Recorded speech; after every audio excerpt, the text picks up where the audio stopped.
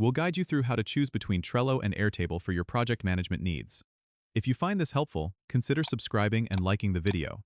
First, go to the Trello website and log into your account.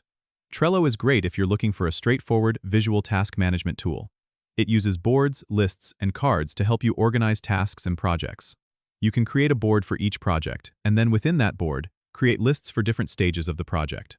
Cards on these lists can represent tasks, and they can be moved from one list to another as they progress.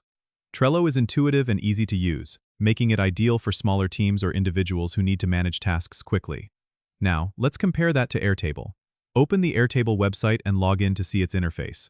Airtable is more like a hybrid of a spreadsheet and a database, offering more complex functionality than Trello. It's perfect for those who need to manage not just tasks but also data and relationships between different types of information.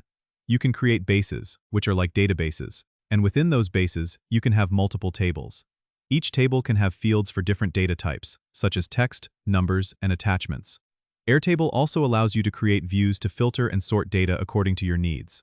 If your projects involve handling lots of data and require custom workflows, Airtable might be the better choice.